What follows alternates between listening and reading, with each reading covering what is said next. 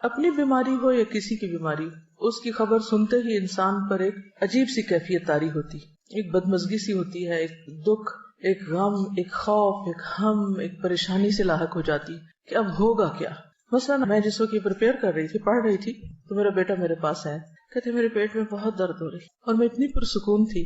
میں نے اسے 1-2 سجیشن دی، ایسا کر لو، ایسا کر لو، ایسا کر لو، اور اس کے بعد میں بالکل مطمئن تھی. دنیا میں جو بھی کچھ ہوتا رہے، آپ خود پرسکون رہنا سیکھیں، اور وہ صرف اور صرف قرآن و سنت کی تعلیم ہی سے ہو سکتا ہے. تو ہر بیماری اور ہر تکلیف کی کوئی وجہ ہوتی ہے، اس سے ہمیں اپنی غلطیوں کو جاننے سمجھنے کا بھی موقع ملتا ہے، اور اللہ سبحانہ وتعالیٰ ہمیں اس کے ذریعے بہت کچھ سکھاتے ہیں اگر ہم عبرت کی نگاہ رکھیں اور واقعی ہم کچھ سبق سیکھنا چاہیں. پھر یہ کہ ہم مزید کئی چیزیں سیکھتے بھی ہیں. جب بیماری آتی ہے تو پھر آپ اس کے علاج کے لیے ڈاکٹرز کے پاس جاتے ہیں، آپ کی ملاقاتیں ایسے ایسے لوگوں سے ہوتی ہیں جو عام طور پر ممکن نہیں. مجھے اپنی بیماری کے دوران انتہائی پڑھے لکھے اور مختلف طرح کے لوگوں سے ملنے کا اتفاق ہوا. تو جب بھی میں کسی نئے ڈاکٹر کے پاس، بہت لرنڈ شخص کے پاس جاتی، تو میں سوچتی کہ کیا اس بیماری کے بغیر میں اس سے ملاقات کر سکتی تھی؟ نہیں کر سکتی تھی. اس سے سیکھ سکتی تھی جو اس نے مجھے 1-on-1 بیس پر بہت سی باتیں سکھائی ہیں، نہیں سیکھ سکتی تھی. تو اس میں بھی خیر ہے، تکلیفیں تو آتی جاتی رہتی، لیکن ہر چیز کا انسان اگر مثبت پہلو سامنے رکھے تو وہی لمحے انسان کے لیے خوشگوار بھی بن جاتے ہیں. مثلا آپ کے دانت میں تکلیف ہے اور آپ 1 گھنٹے بھر کے لیے ڈینٹسٹ کے کلینک میں سٹک ہو گئے ہیں، اور اس وقت جو مشینیں آپ کے اتنے دل کے قریب چلتی ہیں اور جو آپ سب کچھ دیکھتے ہیں، اس سے دل بھی دھڑکتا ہے، خوف بھی آتا ہے، اور موت کتنی شدت کے ساتھ اور اپنی بے بسی کتنی اچھی طرح انسان کو معلوم ہو جاتی. پھر اپنی غلطیاں ایک ایک کر کے یاد آتی ہیں کہ کیا کھانا چاہیے تھا، کیا نہیں کھانا چاہیے تھا، کیسے دانت صاف کرنے چاہیے تھے، کہاں ہم سے کوتاہی ہوئی. اور پھر یہ ہے کہ مرنے کے بعد اور آخرت میں، اور انسان وہاں ایسا غور و فکر کرتا ہے کہ جو آپ اپنی مصروف روزمرہ کی زندگی میں کر ہی نہیں سکتے، کسی صورت میں نہیں کر سکتے. اسی طرح جب آپ مختلف کلینکس پہ جاتے ہیں تو بعض اوقات آپ ورسٹ کیسز دیکھتے ہیں. گھر میں رہ کے تو آپ بھی بیمار بنے ہوئے، لیکن باہر جاتے ہیں آپ دیکھتے ہیں کہ ہم سے زیادہ کس تکلیف اور مصیبت میں لوگ، تو اپنی تکلیف کم لگتی ہے اور شکر ادا ہوتا ہے. یعنی پھر انسان تکلیف پر شکر ادا کرنا سیکھتا ہے. اسی طرح لامتناہی فوائد ہیں. اگر آپ ان فوائد پہ غور کرنا چاہیں اور آپ ان کو جاننا چاہیں، ان سب پر غور کا فائدہ یہ ہوگا کہ آپ کے اندر ایک عجیب اطمینان اور ایک شکر کی کیفیت پیدا ہوگی اور آپ پرسکون ہو جائیں گے. آپ نے دیکھا ہوگا ایک شخص فوت ہوتا ہے تو دوسرا اس کے فوت ہونے کی خبر سن کے ہارٹ اٹیک میں فوت ہو جاتا ہے. ایسی خبریں بھی آپ نے پڑھی ہوگی. تو چھوٹے چھوٹے غم اور تکلیفیں جو انسان پہ آتی رہتی ہیں، یہ انسان کو مضبوط بھی کرتی ہیں اور بڑی خبریں سننے کا ایک حوصلہ بھی پیدا کرتی ہیں. اور ایک نبأ عظیم بڑی خبر تو ہے ہی ہم سب کے سامنے، وہ تو مرے ہوئے کو بھی اٹھا کے کھڑا کر دے گی. وہ کون سی؟ عما یتساءلون عن النبأ العظیم. کس چیز کے بارے میں آپس میں ایک دوسرے سے باتیں کر رہے ہیں اور ڈسکشنز کر رہے ہیں؟ اس بڑی خبر کے بارے میں. الذی ھم فیہ مختلفون، جس میں ان کی آراء مختلف ہیں، ان کے اپنے بھی ڈس ایگریمنٹس ہیں. ریالٹی کو جھٹلا کے یہ نہیں کہ یہ اتفاق کر گئے. کلا سیعلمون ثم کلا سیعلمون، ہرگز نہیں، عنقریب یہ جان لیں گے کہ حقیقت کیا تھی، پھر ہرگز نہیں، ضرور یہ جان لیں گے، انہیں چل جائے گا پتا کہ اصل حقیقت کیا تھی. تو ہم سب بھی جتنا اس دن کو بلائیں، جتنا بھی ڈینائی کریں، لیکن بہت جلد ہم میں سے ہر ایک کو اس کی اصل حقیقت پتہ چل جائے گی. چھوٹی چھوٹی بیماریاں دراصل اس بڑی بیماری کی تیاری کا ایک حصہ بھی ہو سکتی. تو بہرحال بیماری انسان کے گناہوں کو بھی دور کرتی ہے، اللہ کی رضا کا بھی سبب بنتی ہے، کیونکہ منافق کو نہیں پتا ہوتا بیماری کیوں آئی اور کیوں چلی گئی، لیکن مومن جو ہے اس کے لیے بیماری میں بہت سارے سبق ہوتے ہیں. اور پھر اگر کسی کی بیماری کی خبر آپ سنتے ہیں، کسی عزیز پیارے کی، تو پھر آپ کے دل میں اگر ایک تڑپ اٹھتی کہ میں اس کے لیے کچھ کر سکوں، اس کی عادت کا آپ کے دل میں جذبہ آتا ہے، اس عادت پر کتنا زیادہ اجر ہے. اس کے بارے میں ایک حدیث آپ کے سامنے رکھوں گی. ابو اشعث کہتے ہیں کہ وہ دوپہر کے وقت مسجد دمشق کی جانب روانہ ہوئے. جامع دمشق بہت مشہور مسجد ہے، یعنی شام سیریا میں دمشق کے اندر ہی بہت بڑی، یعنی سینٹرل ماسک، اور یہ اس وقت سے ہے. راستے میں حضرت شداد بن اوس رضی اللہ عنہ سے ملاقات ہو گئی.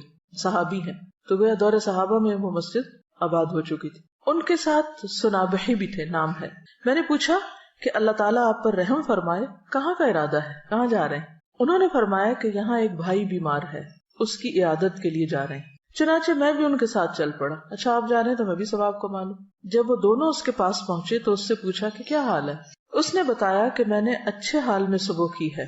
قال اصبحت بنعمت، ہیں بیمار لیکن کیا کہہ رہے ہیں؟ اصبحت بنعمت، اچھے حال میں صبح کی ہے. حضرت شداد نے فرمایا خوش ہو جاؤ، ابشر، کہ تمہارے گناہوں کا کفارہ ہو چکا اور گناہ معاف ہو چکے، کیونکہ میں نے نبی صلی اللہ علیہ وسلم کو یہ فرماتے ہوئے سنا ہے کہ اللہ تعالیٰ فرماتا ہے جب میں اپنے بندوں میں سے کسی مومن بندے کو آزماتا ہوں، یعنی اس کا امتحان لیتا ہوں، اور وہ اس آزمائش پر بھی میری تعریف کرتا ہے، اس تکلیف کے آنے پر بھی میری تعریف کرتا ہے، یہ اہم پارٹ ہے، تو جب وہ اپنے بستر سے اٹھتا ہے وہ اپنے گناہوں سے اس دن کی طرح پاک صاف ہوتا ہے جس دن اسے اس کی ماں نے جنم دیا تھا۔ اور اللہ تعالیٰ فرماتا ہے وَيَقُولُ الرَّبُّ عَزَّ وَجَلَّ أَنَا قَيَّدتُ عَبْدِي، میں نے اپنے بندے کو قید کیا۔ آپ سٹک ہو جاتے ہیں نا، قید ہو جاتے ہیں، کچھ کر نہیں پاتے، اٹھ نہیں سکتے، میں نے اپنے بندے کو قید کیا۔ وَابْتَلَيْتُهُ، اور میں نے اس کی آزمائش کی، اس کا امتحان لیا، اور اس نے کیا کیا؟ اس پر بھی شکر ادا کیا۔ یہ لکھا ہوا نہیں لیکن محذوف ہے، انڈرسٹوڈ ہے، تو اس کے لیے اب تم اجر کیا لکھو؟ وَأَجْرُ لَهُ كَمَا كُنْتُمْ تُجْرُونَ لَهُ وَهُوَ صَحِيحٌ، لہٰذا تم اس کے لیے ان تمام کاموں کا اجر و ثواب لکھو جو وہ تندرستی کی حالت میں کرتا تھا۔ آپ کے تہجد چھوٹ گئے، آپ کی تلاوت چھوٹ گئی، آپ کی خدمت خلق چھوٹ گئی جو آپ صبح صبح گھر والوں کی کرتے ہیں اٹھ کے، آپ کے بعض اوقات ایسی غنودگی ہوتی ہے آپ کے اذکار چھوٹ جاتے ہیں، اور آپ کو سب سے زیادہ تکلیف کس پہ ہو رہی ہوتی ہے بیمار ہونے کے بعد؟ میں اتنا محروم ہوں، یہ سارے لوگ اتنی اتنی نیکیاں کریں، خصوصاً اگر رمضان میں ہو جائیں یا حج پہ ہو جائیں، پھر تو اور بھی برداشت نہیں ہوتا کہ یا اللہ یہ کیا ہو گیا۔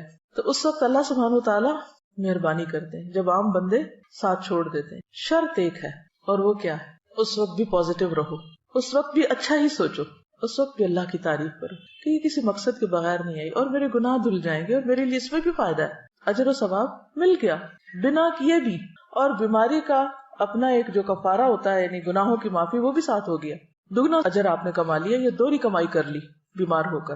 اور جبکہ ہم کیا سوچ رہے ہوتے ہیں کہ ہم لوزر ہیں، ہم تو کھو گئے، سب کچھ چھٹ گیا ہم سے، تو اس وقت بھی پریشان نہ ہو اور اللہ سے اچھی امید رکھیں، اچھا گمان رکھیں، تو اجر ہی اجر ہے، فائدہ ہی فائدہ ہے۔ اور یہ لفظ کتنا خوبصورت ہے کہ قیدت عبدی، بالکل آپ ایسا لگتا ہے نا قید ہو گئے، سب حرم جا رہے ہیں آپ نہیں جا سکتے، سب کھڑے ہو کے عبادت کر رہے ہیں آپ کھڑے نہیں ہو پا رہے، سب روزہ رکھے ہوئے ہیں آپ روزہ نہیں رکھ پا رہے، لیکن اللہ کے اجر لکھا جا رہا ہے۔ جب آپ گورنمنٹ جاب کرتے ہیں تو آپ کو سال میں کچھ سک لیوز ملتی اور وہ ود پے ہوتی، اسی طرح میٹرنیٹی لیو بھی ود پے ہوتی، پھر کچھ ہاف پے پہ ہوتی، کچھ عرصے کے بعد وہ وداؤٹ پے ہو جاتی، اور کچھ عرصے کے بعد آپ کو جاب چھوڑنی پڑ جاتی۔ اللہ کے یہاں ایسا نہیں ہوتا، بیماری پر آپ کو ود پے لیو ملتی ہے، نماز اور کچھ نیکیوں سے جو آپ روٹین میں کر رہے ہوتے ہیں۔ ایک اور جگہ پر آتا ہے کہ بخار جہنم کے جوش سے ہے اور یہ مومن کا آگ سے حصہ ہے، ام منکم الا واردھا۔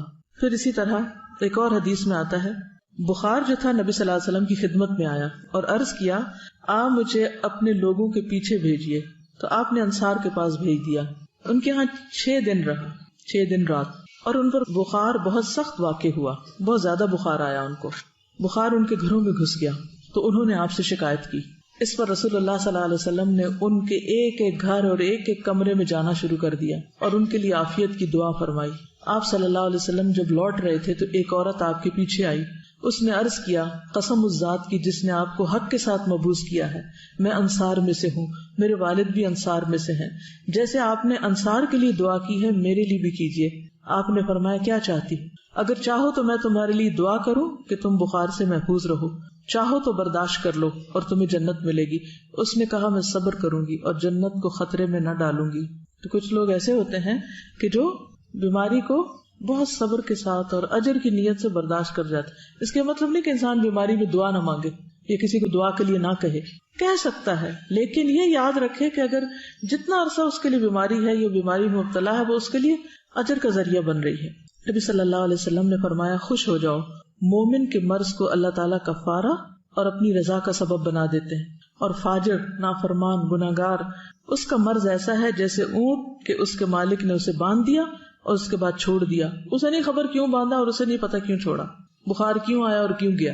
وہ حدیث بھی یاد رکھیے کہ رسول اللہ صلی اللہ علیہ وسلم ام صائب کے ہاں تشریف لائے۔ آپ نے فرمایا اے ام صائب تجھے کیا ہوا، تم کانپ رہی ہو، جیسے ملیریا ہوتا نا۔ اس نے عرض کیا بخار ہے، اللہ اس میں برکت نہ کرے۔ آپ نے فرمایا بخار کو برا نہ کہو، کیونکہ بخار بنی آدم کے گناہوں کو اس طرح دور کرتا ہے جس طرح بھٹی لوہے کے میل کچیل کو دور کر دیتی ہے۔ عبداللہ کہتے ہیں کہ میں رسول اللہ صلی اللہ علیہ وسلم کی خدمت میں حاضر ہوا. آپ اس وقت تیز بخار میں تھے. میں نے عرض کیا یا رسول اللہ آپ کو تیز بخار ہے؟ فرمایا ہاں مجھے تم میں سے 2 آدمیوں کے برابر بخار ہے. آپ کی بیماری عام لوگوں کے مقابلے میں دگنی ہوتی تھی کیونکہ آپ کے لیے اجر بھی زیادہ تھا. میں نے عرض کیا کہ اس سبب سے آپ کو دوہرا اجر ملے گا؟ فرمایا یہی بات ہے. جس مسلمان کو کانٹا چبھنے کی یا اس سے زیادہ کوئی تکلیف پہنچتی ہے اللہ تعالیٰ اس کے ذریعے اس کے گناہوں کو اس طرح دور کر دیتا ہے جس طرح درختوں سے پتے خزاں کے موسم میں. بخار مانگنا نہیں ہے لیکن آ جائے تو پریشان نہیں ہونا, گھبرانا نہیں, برا بلا نہیں کہنا. اور آپ کو پتا ہے کہ اس میں کئی بیماریوں سے شفا بھی ہے. جب بخار ہوتا ہے نا تو دراصل ہمارے اندر کے گندے مادے جو ہوتے ہیں وہ جل رہے ہوتے ہیں, وہ ایک کلینزنگ کا عمل ہوتا ہے. اور عام طور پر یکایک شدید قسم کی ڈوز دے کر اس کو ٹھنڈا کر دیا جاتا ہے. جو گال بلیڈر میں وہ سٹونز بنتے ہیں, ایک حکیم صاحب نے مجھے بتایا تھا کہ وہ جب بخار کے ذریعے کچھ مادے اکٹھے ہو رہے ہوتے ہیں کچھ آرگنز میں, جب ایک دم آپ ٹھنڈا کرتے ہیں تو وہی مادے سٹون بن جاتے ہیں اور پھر وہ مزید بیماریوں کا سبب بنتے ہیں. ایک اور حدیث ہے حضرت ابو سعید خدری رضی اللہ عنہ سے مروی ہے کہ ایک آدمی نے نبی صلی اللہ علیہ وسلم سے پوچھا کہ ہمیں جو بیماریاں لگتی ہیں یہ بتائیے کہ ان پر ہمارے لیے کیا ہے. نبی صلی اللہ علیہ وسلم نے فرمایا یہ بیماریاں گناہوں کا کفارہ بن جاتی ہیں. ہم سب گناہ کرتے ہیں جانے انجانے, بعض چیزوں کا تو ہمیں پتہ ہی نہیں کہ ہم غلط بھی کر رہے ہیں کیونکہ علم ہی نہیں ہوتا کہ یہ غلط ہے. کچھ عرصے بعد پتہ چلتا ہے تو توبہ استغفار شروع کرتے ہیں. یہ کیسی جہالت ہے, پتہ ہی نہیں تھا کہ یہ نہ کرنے والا کام ہے. بہرحال حضرت ابی بن کعب رضی اللہ عنہ نے عرض کیا اگرچہ بیماری چھوٹی ہی ہو, چھوٹی سی بیماری ہے کوئی, تب بھی؟ نبی صلی اللہ علیہ وسلم نے فرمایا ہاں اگرچہ ایک کانٹا ہی چبھ جائے یا اس سے بھی کم. یہ سن کر حضرت ابی بن کعب رضی اللہ عنہ نے اپنے متعلق یہ دعا کی کہ موت تک ان سے کبھی بھی بخار جدا نہ ہو. کیا دعا کی؟ کہ مجھے ہر روز بخار ہو. اور یہ کون ہے دعا کرنے والے؟ ابی بن کعب, عالم صحابی ہیں, کاتب وحی ہیں, لیکن وہ ایسا بخار ہو کہ حج اور عمرہ, جہاد فی سبیل اللہ اور فرض نماز با جماعت میں رکاوٹ نہ بنے. میرے یہ کام نہ چھوٹے, ویسے بے شک بخار چڑھا رہے. چنانچہ اس کے بعد انہیں جو شخص بھی ہاتھ لگاتا ان کا جسم تپتا ہوا ہی محسوس ہوتا حتیٰ کہ ان کا انتقال ہو گیا. وہ لوگ اپنے قول کے پکے تھے. ہم لوگ ایک وقت میں ایک بات کرتے ہیں یا اللہ ایسا ہو جائے, اور جب وہ ہو جاتا ہے تو پھر ہم سب گھبرا اٹھتے پر کہتے ہیں یا اللہ ایسا کیوں ہوا اور ایسا نہ ہو. تو اس لیے جو بھی دعا مانگے سوچ سمجھ کے مانگے اس چیز کو جسے آپ نبھا سکیں.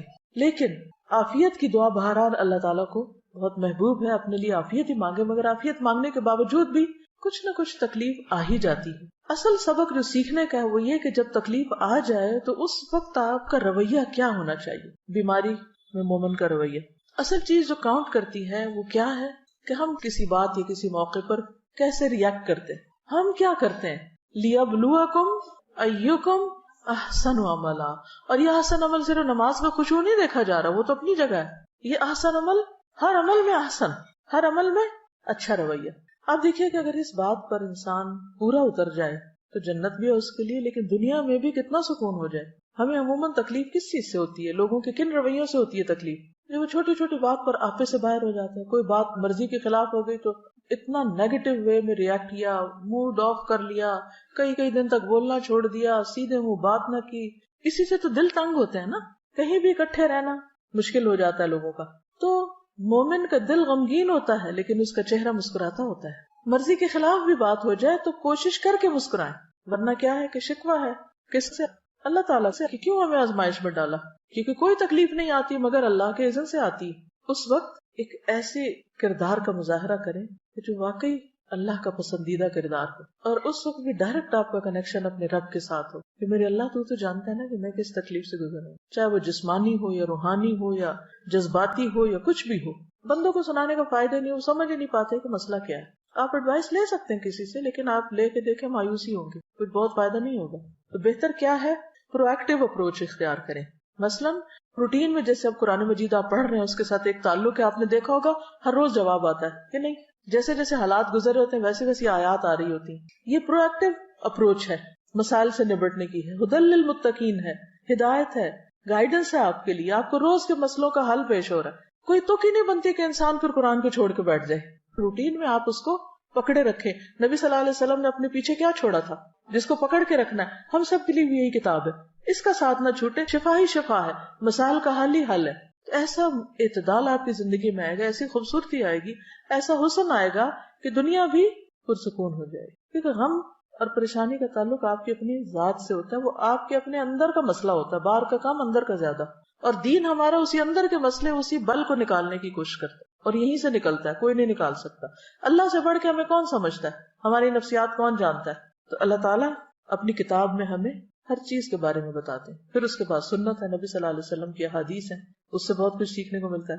ایک اور حدیث ہے، حضرت ابو ہریرہ سے روایت ہے کہ رسول اللہ صلی اللہ علیہ وسلم نے فرمایا، اللہ تعالیٰ فرماتا ہے جب میں اپنے مومن بندے کو آزماتا ہوں اور وہ تیمارداری کرنے والوں کے سامنے میرا شکوہ نہیں کرتا، میری شکایت نہیں لگاتا، جو اس کا حال پوچھے، تو اس کو اپنی قید سے آزاد کر دیتا ہوں، بیماری سے شفا دے دیتا ہوں، اس کے پہلے گوشت کے عوض بہترین گوشت عطا کرتا ہوں، اس کے پہلے خون کے بدلے بہترین خون دیتا ہوں، اور وہ اثر نو عمل کرتا ہے. ہوتا ہے نا کہ جب بیمار ہوتا ہے انسان تو عبادات ہالٹ پہ آ جاتی ہیں، رک جاتی ہیں، ساری روٹین ڈسٹرب ہو جاتی ہے، کام چھوٹ جاتے ہیں، اور یوں لگتا ہے اب تو کبھی صحت ملنی کوئی نہیں، اب تو ہمیں اس کے ساتھ ہی جینا پڑے گا. لہٰذا نہ تو دوا کرتے ہیں، نہ ہی کوئی اور اپنا خیال کرتے ہیں، بس پھر ہر وقت ایک بسورا ہوا چہرہ اور ایک مریل شکل اور مریل چال کے ساتھ سب کو بیزار کرتے ہیں. اللہ پہ توکل کہاں گیا؟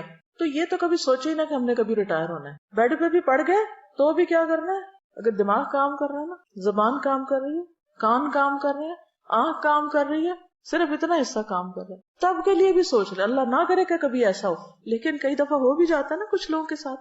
تو بس زبان سے اللہ کا ذکر، نگاہوں سے غور و فکر، اور کانوں سے اچھی باتیں سننا، قرآن سنیں، اچھے لیکچر سنیں، کچھ بھی کریں. ہم سب یہ بھی کر سکتے ہیں کہ اپنی وصیت لکھ کے رکھ دیں، اپنے بچوں کو بتا دیں کہ خدا نخواستہ اگر مجھ پر کوئی ایسا وقت آئے تو میرے ساتھ کیا کیا جائے، کیا نہ کیا جائے. کیونکہ خدا نخواستہ زبان بند ہو جائے تو انسان کہہ بھی نہیں سکتا. ہاپکنس ویل چیئر پہ ہے، آنکھوں کے اشاروں سے میں نے سنا کہ وہ کیسی کیسی تھیریز اس نے ایجاد کی. السلام علیکم. تھوڑے سے پہلے میں نے دیکھا تھا انٹرنیٹ پہ کہ وہ جو احمد دیدات جو اسکالر تھے بہت بڑے، جن سے موٹیویٹ ہو کے ڈاکٹر ذاکر نائک جیسے ماشاءاللہ بڑے اسکالر پیدا ہوئے، تو ان کا آخری وقت جب تھا تو وہ پیرالسس کے اٹیک میں تھے، اور ان کے صرف یہ جو فیس کا حصہ ہے، آنکھیں، یہ صرف موو ہو سکتی تھی، باقی جسم کا کوئی حصہ نہیں ہو سکتا تھا. اور کتنے دن وہ ہاسپٹل کے بیڈ پہ اس طرح رہے، اور آنکھوں کے اشارے سے اپنے جو اسسٹنٹس تھے ان کو کچھ لکھوا رہے تھے اور ان کو بتا رہے تھے کہ یہ کرو یہ کرو.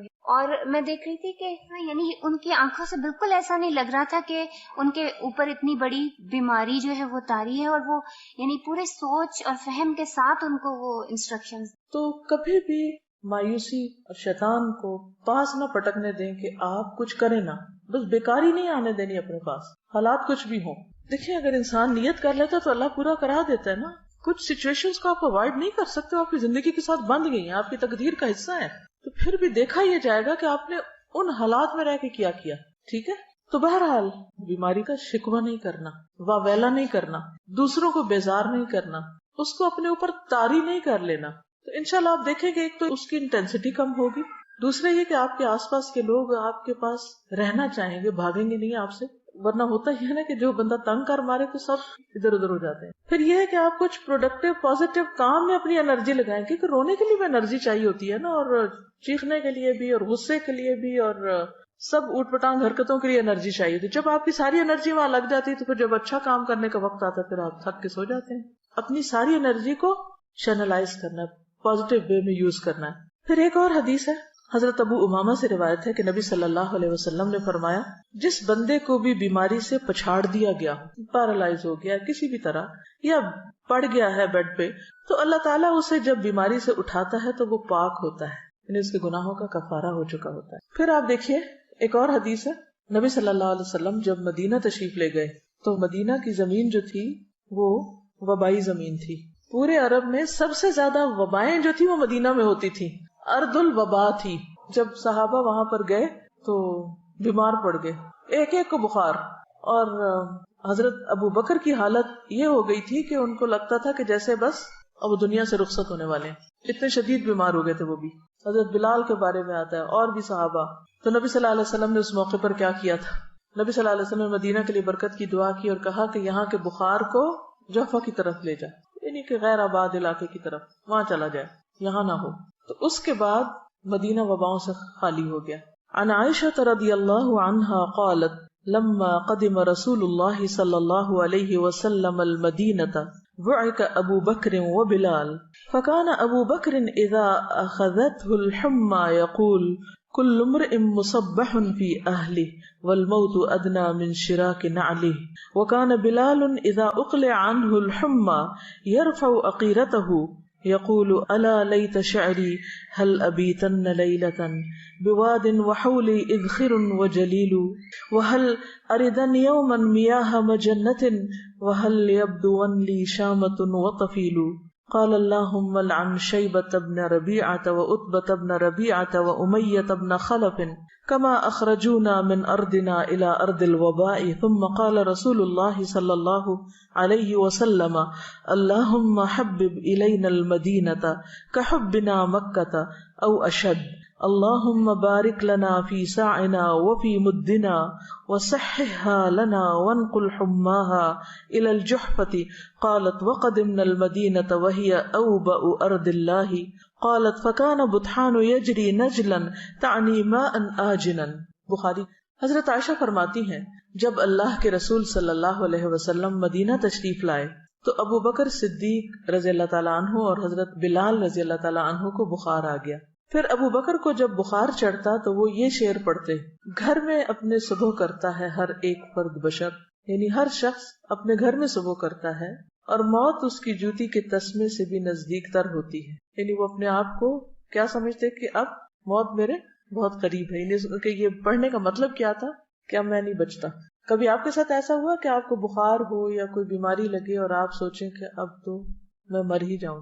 یہ بہت ایک نیچرل سی فیلنگ ہے، ہر شخص اس کیفیت سے گزرتا ہے، کچھ زیادہ کچھ کم، لیکن یہ خیال صحت کی حالت میں کم آتا ہے اور بیماری کی حالت میں زیادہ آتا ہے. تو حضرت ابوبکر نے بھی اپنے انہی جذبات کا اظہار کیا کہ ہر شخص اپنے گھر میں صبح کرتا ہے اور موت اس کی جوتی کے تسمے سے زیادہ قریب ہوتی ہے. اور بلال کا بخار جب اتر جاتا تو وہ رو کر بلند آواز سے یہ پڑھتے. یوں لگتا ہے کہ جیسے کوئی ملیریا کی قسم کا بخار تھا کہ چڑھتا ہے اور اترتا ہے. تو رو کر بلند آواز سے یہ شعر پڑھتے کاش پھر مکہ کی وادی میں رہوں، کیونکہ ہجرت کر کے مدینہ آئے تھے. کاش پھر مکہ کی وادی میں رہوں ایک رات، سب طرف اگے ہوئے ہوں وہاں جلیل اذخر نبات. اذخر ایک گھاس ہوتا ہے جس میں خوشبو ہوتی ہے اور وہ اپنے مردوں کو دفن کرتے ہوئے ان کے ساتھ بھی رکھتے تھے، اور جلیل بھی اسی طرح گھاس کی قسم ہے. اور پیو پانی میں جنہ کا جو ہے آب حیات. یہ مکہ سے چند میل کے فاصلے پر مر الزہران کے قریب ایک مقام ہے، اسے سوق حجر بھی کہتے ہیں، وہاں پر یہ پانی تھا. یعنی وہاں کا پانی ہوتا ہے نا، کچھ چشمے مشہور ہو جاتے ہیں اچھے پانی. کاش پھر دیکھوں میں شامہ اور طفیل. یہ مکہ سے 30 میل کے فاصلے پہ 2 پہاڑ ہیں، تو ان کا ذکر وہاں پہاڑوں کے بھی نام ہو، جیسے کسی پہاڑ کا نام لیجیے، جبل ابو قبیس، اور جبل کعبہ، جبل احد، جبل عیر، جبل نور جس میں غار حرا ہے. تو بہرحال یہ 30 میل دور پہاڑوں کے نام ان کو معلوم ہے اور ان کو یاد کر کے رو رہے ہیں. مکہ تو مکہ ہے. اچھا، یہ جو جبل احد ہے یہ مدینہ کے ایک طرف ہے اور اس کے بالکل اپوزٹ سائڈ پر جہاں سے وہ شروع ہوتی ہے نا، اس کی ذوالحلیفہ کے پاس، اگر کبھی آپ جائیں وہاں احرام پہنتے ہیں دوبارہ عمرہ کرنے کے لیے، تو اس کے قریب ہے. اب جہنم کے پہاڑوں میں سے بہت عجیب سا پہاڑ ہے، دیکھ کے کو وحشت ہوتی ہے. کالے رنگ کا پہاڑ ہے جبل احد، لال رنگ کا ہے جیسے لال اینٹوں کا رنگ ہوتا ہے نا، اسی قسم کا. اور اس کے اپوزٹ تو اس کو میں دیکھتی اور آنکھیں بند کرتی، دیکھتی اور آنکھیں بند کرتی کہ اللہ تو محفوظ رکھنا اور یہ نہ ہمیں دکھانا. کیونکہ تپتی دھوپ کے اندر وہ کالے رنگ کا پہاڑ، اور پہاڑ کی بھی یوں چوٹی نہیں ہے، اوپر سے ایسے اسٹریٹ سا ہے، عجیب سا لگتا ہے دیکھ کے. تو یہ جہنم کے اندر ہوگا. اصل میں اللہ تعالیٰ نے دنیا میں انسان کو کچھ ایسی چیزیں دکھائی کہ جس سے وہ اپنے ان گھروں کو بھی یاد کر لے. ہوتا ہے نا کہ ہم جنت تو نہیں دیکھ سکتے، جہنم تو نہیں دیکھ سکتے، لیکن جب یہ کہا جاتا ہے کہ یہ ٹکڑا جنت کے ٹکڑوں میں سے ہے، یا پہاڑ جنت کے پہاڑوں میں سے ہے، یا یہ دریا جو ہے وہاں سے جاری ہوئے ہیں اور یہ جہنم کی وادی میں سے ہے، تو پھر وہ ایک عجیب طرح کی فیلنگ آتی ہے جو خالی سنتے رہنے سے نہیں آتی، دیکھنے سے ایک اور بات بنتی. تو بہرحال حضرت بلال جو تھے وہ یہ شعر پڑھا کرتے تھے اور کہا کہ اے میرے اللہ، شیبہ بن ربیعہ اور عتبہ بن ربیعہ اور امیہ بن خلف، ان مردودوں پر لعنت کر جنہوں نے ہمارے ملک سے ہمیں نکال کر وبا کے ملک میں دھکیل دیا. مدینہ کیا تھا؟ وبا کا ملک. رسول اللہ صلی اللہ علیہ وسلم نے یہ سن کر فرمایا، یا اللہ، مدینہ بھی ہم کو مکہ کی طرح یا اس سے بھی زیادہ محبوب بنا دے. یعنی ہمیں مدینہ سے بھی محبت دے دے یا مکہ سے بھی زیادہ دے دے. یا اللہ، ہمارے سا اور مد میں برکت دے دے، پیمانے ہیں. اور مدینہ کی ہوا صحت بخش کر دے. یہ جملہ غور کیجئے، مدینہ کی ہوا صحت بخش کر دے. اور وہاں کا بخار جحفہ میں لے جائے. جحفہ بھی میقات پر ہے. حضرت عائشہ فرماتی ہیں ہم جب مدینہ میں تھے تو سارے ملکوں سے زیادہ وبا وہاں تھی. پھر فرمایا کہ مدینہ میں بطحان ایک نالا تھا, اس میں بہت ہی تھوڑا بدمزہ اور بدبودار پانی بہتا رہتا تھا, لیکن جب اللہ کے رسول صلی اللہ علیہ وسلم نے وہاں کے لیے دعا کی تو بہت سی نعمتیں وہاں پر اللہ تعالیٰ نے عطا کی. اور یہاں آپ نے جو دعا کی نا بہت دلچسپ ہے کہ مدینہ کی ہوا صحت بخش کر دے. مدینہ کی ہم کہتے ہیں نا ایئر میں کچھ ہے, ایسے بولتے ہیں نا عام طور پہ, جیسے مکہ جاتا ہے نا تو ایک دم فلو ہونے لگتا ہے یا کچھ, تو ہم کہتے ہیں یہ ایئر میں ہے, بس آپ کو چمٹنا اس نے کہیں بھی جا کے پکڑ لینا ہے. اسی طرح آپ نے بھی دیکھا ہوگا کہ جب کوئی شخص ایک خاص علاقے میں رہ کر بیماری ہوتا چلا جائے تو عموماً کیا کہتے ہیں, جگہ تبدیل کریں. تو پھر جو ہی جگہ تبدیل کرتا بیماری چلی جاتی ہے. آپ نے بھی شاید اس کا پرسنلی ایکسپیرینس کیا ہو, ایک جگہ پہ رہ کے آپ کو مثلا کسی کو خارش لگ جاتی ہے, کسی کو کوئی اور, کسی کو نیند نہیں آتی کسی خاص علاقے میں, الرجیز ہوتی ہیں, تو وہ اس الرجی کے موسم میں وہ پولن ہوا میں ہی ہوتا ہے نا, پھر وہاں سے وہ چلے جاتے ہیں تو وہ ٹھیک ہو جاتے ہیں. دوسری جگہ وہی لوگ ہوتے ہیں بالکل ٹھیک ہوتے ہیں, کچھ بھی نہیں ہوتا ان کو. تو ہوا بھی اللہ کے حکم پہ معمور ہے, اس کو حکم ملتا ہے, اور یہ ساری چیزیں ان دیکھیں معلوم نہیں کیا کچھ ہمارے آس پاس کر رہی ہوتی. تو اس حدیث سے ایک تو دعا کی فضیلت بھی پتہ چلتی کہ انسان کو دعا مانگنی چاہیے. اب ایک وبا آ گئی ہے کسی ملک میں تو ہم ٹھیک ہے ویکسینیشن بھی کریں اور بھی بہت سی احتیاطی تدابیر کریں, لیکن اس کے ساتھ ساتھ دعا کریں کہ اللہ تعالیٰ یہاں کے موسم کو اچھا کر دے. سردیوں میں جب عموماً فلو اور کھانسی اور خشک کھانسی تو ہم کیا کہتے ہیں, سب کیا ہے, بارش نہیں ہوئی نا, تو یہ سب بیماریاں ہیں. تو بچپن میں سمجھ نہیں آتی کہ بارش سے بیماری کا کیا تعلق ہے.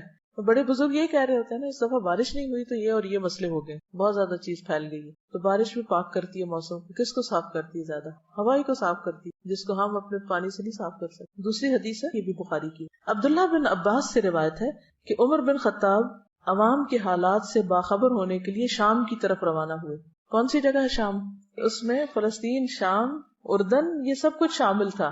ٹھیک ہے, شام صرف موجودہ شام نہیں. جب بھی شام کا لفظ آئے نا تاریخ کی کتابوں میں تو ساتھ ہی یہ بات یاد رکھیں کہ شام سے مراد فلسطین, اردن, موجودہ شام, یہ سب علاقے اس میں آتے ہیں. وہ خود کہاں رہتے تھے حضرت عمر؟ مدینہ. تو وہاں سے ٹریول کر کے شام جا رہے تھے. کیوں جا رہے تھے؟ لوگوں کو ملنے کے لیے, لوگوں کے حالات جاننے کے لیے. ٹھیک, یعنی سرکاری دورے پر. جب سرغ میں پہنچے, ایک شہر کا نام ہے, تو لشکر کے سردار ابو عبیدہ بن جراح اور ان کے ساتھیوں سے ملاقات ہوئی. وہ وہاں پر تعینات تھے. تو انہوں نے خبر دی کہ شام کے ملک میں وبا شروع ہو گئی ہے, طاعون پھیل گیا تھا. ابن عباس کہتے ہیں کہ عمر رضی اللہ تعالیٰ عنہ نے یہ سن کر مجھ سے کہا اگلے مہاجرین کو بلا لو, تو میں نے انہیں بلایا. عمر نے ان سے مشورہ کیا اور ان سے بیان کیا کہ وہاں طاعون شروع ہو گیا. اگلے مہاجرین سے مراد کون ہے؟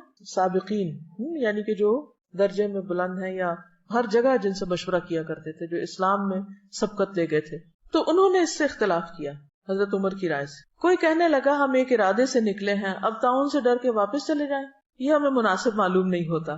کسی نے کہا آپ کے ساتھ وہ بڑے بڑے صحابہ ہیں جو باقی رہ گئے ہیں اور ان کی زندگی قیمتی ہے, ہم مناسب نہیں سمجھتے کہ آپ انہیں لے کے وبا کے ملک میں چلے جائیں, وہ بھی سارے ختم ہو جائیں گے.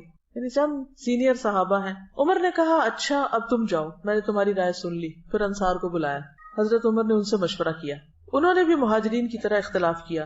کوئی کہنے لگا آگے بڑھو, کسی نے کہا لوٹ چلو. یعنی لوگوں کا اوپینین مختلف تھا. کوئی کہتا تھا نہیں جائیں گے, کوئی کہتا تھا نہیں واپس. اچھا, ایک بات ہے کہ صحابہ بہت سچے لوگ تھے. جو ان کے دل میں ہوتا تھا وہ ان کی زبان پہ, جو ان کی رائے ہوتی تھی وہ بلاگ ہوتی تھی کہ یہ ٹھیک ہے یا نہیں ہے. پھر کہا یہاں قریش کے کچھ بوڑھے لوگ ہوں گے تو ان کو بلا لو, یعنی ان مہاجرین میں سے جنہوں نے مکہ فتح ہونے سے پہلے یا فتح مکہ پر ہجرت کی تھی. میں نے انہیں بلایا. انہوں نے ایک زبان ہو کر یہی رائے دی کہ آپ کا واپس جانا ہی مناسب ہے, واپس جائیں, اور وبائی ملک میں لوگوں کو لے جا کر پڑاؤ ڈالنا مناسب نہیں. یہ سنتے ہی حضرت عمر نے کیمپ میں منادی کرا دی کہ میں صبح کو اونٹ پہ سوار ہو کر مدینہ کی طرف لوٹوں گا. صبح ایسے ہی ہوا. عمر ساتھیوں کے ساتھ مدینہ کی طرف لوٹ چلے. ابو عبیدہ بن جراح کہنے لگے کیا اللہ کی تقدیر سے بھاگتے ہو؟ عمر واپس جا رہے ہو؟ عمر نے کہا اگر یہ کلمہ کوئی اور کہتا تو میں اسے سزا دیتا. ابو عبیدہ بن جراح جو تھے بہت سینئر صحابہ میں سے تھے, امین الامہ کہلاتے ہیں. تو ان کی بات کو انہوں نے سنا اور صبر حوصلے سے سنا. جواب میں کہا ہم اللہ کی تقدیر سے بھاگتے ہیں, مگر کدھر بھاگتے ہیں؟ اسی تقدیر کی طرف.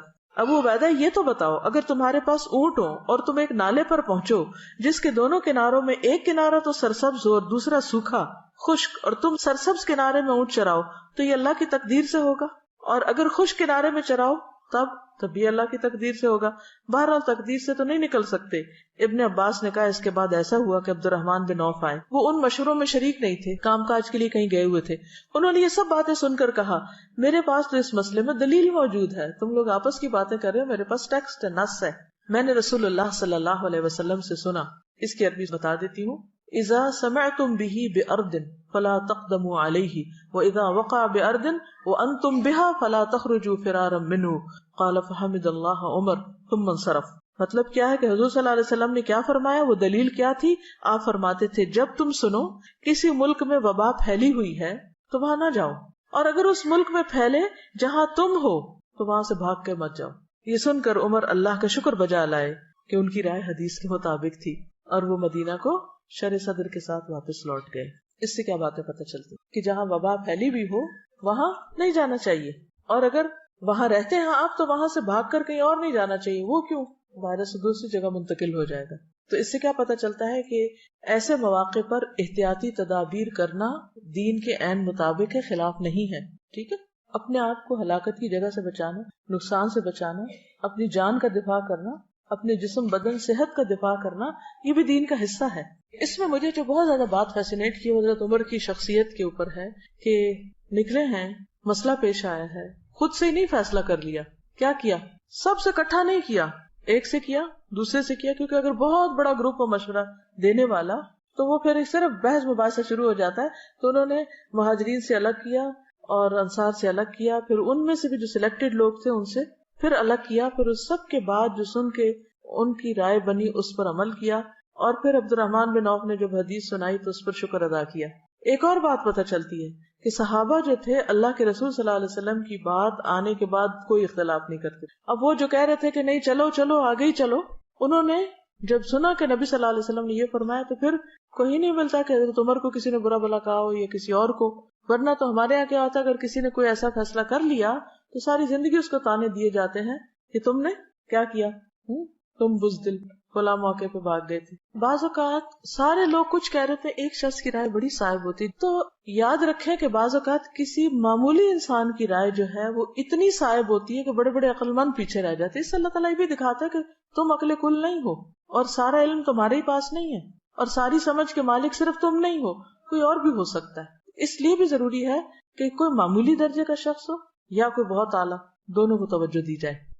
میں نے ایک روایت سنی تھی, مجھے نہیں معلوم اس کا کیا درجہ تھا کیا نہیں, بہت بہت چھوٹی تھی جب سے یہ بات سنی تھی کہ اگر آپ کسی شخص کی کنگھی استعمال کریں گے تو آپ اور اس کے درمیان اختلاف پڑ جائے گا. مجھے اس بات میں ایک حکمت نظر آئی, چاہے اس کی کوئی شرعی دلیل یا کوئی طبی دلیل نہ بھی ہو, لیکن بات یہ ہے کہ کنگھی ایک پرسنل یوز کی چیز ہے. بعض لوگوں تو گھر میں ایک کنگھا رکھا ہوتا ہے, برش, سارا گھرانہ اسی سے کر رہا ہوتا ہے. ایک آیا وہ شیشے کے آگے کھڑا ہو گیا, دوسرا آیا اسی نے خوب لڑتے ہیں آپس میں. لڑائی کس لیے ہوتی ہے کہ اس میں ایک یہ حقیقت ضرور ہو سکتی ہے کہ ایک میلا چھوڑ گیا, ایک نے بال اس میں چھوڑ دیے, پھر وہ گما دی, اٹھائی یہاں سے رکھی کہاں, تو وہ پھر یہ چیزیں لڑائی کا سبب بن جاتی ہیں. اس میں کئی اور اسباب ہو سکتے ہیں, ضروری نہیں کہ وہ اس کے اندر کچھ گھس جاتا ہے جو لڑنے کے قابل بنا دیتا ہے بندے. پھر اسی طرح حضرت عقبہ بن عامر سے روایت ہے کہ نبی صلی اللہ علیہ وسلم نے فرمایا, دن بھر کا کوئی عمل ایسا نہیں ہے جس پر مہر نہ لگائی جاتی ہو. یعنی وہ ایک طرح سے ریکارڈ ہو رہا ہے, سیو ہو رہا ہے ڈیٹا سارا. چنانچہ جب مسلمان بیمار ہوتا ہے تو فرشتے بارگاہ الہی میں عرض کرتے ہیں کہ پروردگار تو نے فلاں بندے کو روک دیا ہے, حبستہ, اسے قید کر دیا, اب وہ کچھ کر نہیں سکتا, دوڑ نہیں سکتا. اللہ تعالیٰ فرماتا ہے کہ اس کے تندرست ہونے تک جیسے اعمال وہ کرتا ہے ان کی مہر لگاتے جاؤ, یا یہ کہ وہ فوت ہو جائے. یعنی روٹین میں جو وہ کرتا تھا, بیمار ہو گیا تب بھی وہ مہر لگاتے جاؤ انہوں نے ایریاز میں. آپ کی ڈیلی ڈائری جو ہے اس پہ اسٹیمپ لگتی جاتی ہے. شرط کس بات کی کہ آپ ایک روٹین میں ریگولر کچھ نہ کچھ کرتے رہیں, تاکہ فرشتوں کو بھی پتا ہو کہ کون سے تھے وہ کام جو آپ نہیں کر پا رہے. اب ایک اور حدیث میں آتا ہے, رسول اللہ صلی اللہ علیہ وسلم نے فرمایا, جب کوئی بندہ بیمار ہوتا ہے یا سفر میں جاتا ہے تو اس کے وہ تمام عمل لکھ دیے جاتے ہیں جو وہ حالت قیام اور زمانے تندرستی میں کیا کرتا تھا. اور صبر کا اجر کہ قیامت کے دن جب آزمائش والوں کو ان کی مصیبتوں کا بدلہ دیا جائے گا تو اہل عافیت تمنا کریں گے کاش ان کی کھالیں دنیا میں کینچیوں سے کاٹ دی جاتی, تاکہ ایسا اجر ملتا جو صبر کرنے والوں کو ملا ہے. اور پھر جو بیماری پر صبر کر جائے تو اس کے لیے جنت ہے. جیسے وہ ایک خاتون آپ کی خدمت میں حاضر ہوئی اور اس نے کہا کہ اللہ کے رسول صلی اللہ علیہ وسلم مرگی کا دورہ پڑتا ہے مجھے، تو آپ دعا کیجیے کہ میں ٹھیک ہو جاؤں. فرمایا کہ اگر تم چاہو تو میں کر دیتا ہوں، ورنہ اس کے بدلے تمہارے لیے جنت ہے. اس نے کہا کہ ٹھیک ہے، میں یہ نہیں کہتی مگر یہ کہ میرا پردہ جو کھل جاتا وہ نہ کھلے. تو آپ نے اس حصے کے لیے دعا کر دی. پھر اسی طرح جنت میں بھی درجات کی بلندی کا سبب ہے بیماری. محمد بن خالد اپنے دادا سے، جنہیں نبی کریم صلی اللہ علیہ وسلم کی صحبت کا شرف حاصل تھا، یعنی صحابی تھے، وہ نقل کرتے ہیں کہ ایک دن وہ اپنے کسی مسلمان بھائی سے ملاقات کے ارادے سے نکلے عیادت کے لیے. راستے میں ان کی بیماری کا پتہ چلا تو ان کے پاس پہنچ کر کہا کہ میں آپ کے پاس ملاقات کے لیے، عیادت کے لیے اور خوشخبری دینے کے لیے آیا ہوں. 3 کام: ملاقات، عیادت اور خوشخبری سنانے آیا. اس نے پوچھا یہ ساری چیزیں ایک جگہ کیسے جمع ہو گئی؟ انہوں نے جواب دیا کہ میں جس وقت نکلا تھا اس وقت آپ سے ملاقات کا ارادہ تھا، بس ملنے آ رہا تھا. راستے میں آپ کی بیماری کی خبر سنی تو عیادت کی نیت بھی کر لی. اور رہی خوشخبری تو وہ یہ ہے کہ میں نے نبی صلی اللہ علیہ وسلم کو یہ فرماتے ہوئے سنا ہے کہ جب اللہ کے ہاں کسی بندے کا مقام اور مرتبہ اس درجے سے آگے بڑھ جاتا ہے جہاں تک اس کا عمل نہیں پہنچتا، تو اللہ تعالیٰ اسے جسمانی، مالی یا اولاد کی طرف سے کسی آزمائش میں مبتلا کر دیتا ہے، پھر اسے اس پر صبر بھی عطا کر دیتا ہے، یہاں تک کہ وہ اس درجے تک جا پہنچتا ہے جو اس کے لیے طے ہو چکا ہوتا ہے. یعنی آپ ہر وقت جنت الفردوس مانگتے ہیں، روتے ہیں کہ یہ کرنا تھا کر نہیں پائے. یعنی کئی لوگوں کو لٹرلی روتے ہوئے دیکھا ہے جو واقعی سچے دل سے کہتے ہیں کہ ہمارا دل چاہتا ہے ہم یہ بھی کریں، یہ بھی کریں، یہ بھی کریں، لیکن ہم سے ہو نہیں پا رہا. کبھی بچے چھوٹے ہیں، کبھی بیماری آ گئی ہے، کبھی کوئی اور وجہ بن گئی، عمل نہیں ہو پا رہا، کام کر نہیں پا رہے، کرنا چاہتے ہیں. اب عمل کے ساتھ تو اس درجے کو پا ہی نہیں سکتے کیونکہ وہ وقت نہیں ہے، موقع نہیں ہے، یا قابلیت نہیں ہے، صلاحیت نہیں. اب یہ گیپ ہے، ابھی کچھ قدم باقی ہیں، تو اللہ تعالیٰ کیا کرتے ہیں؟ کوئی آزمائش بھیج دیتے ہیں، بندہ اس پہ صبر کر جاتا ہے. اس آزمائش کی وجہ سے وہ فاسٹ لفٹ پہ بیٹھ کے اوپر چلا جاتا ہے. قرآن پڑھنے کا سب سے بڑا فائدہ یہ کہ انسان کی ہائی تھنکنگ ہو جاتی کہ میں اس درجے کو پہنچوں. اور اگر صحابہ کی زندگی آپ پڑھیں تو اور بھی اس کو مہمیز لگ جاتی، کیونکہ وہ بہت مختلف طرح سوچتے تھے. وہ کبھی کبھی اپنی ڈریمز شیئر کرتے تھے. ڈریم سے مراد اپنے جو آئندہ کے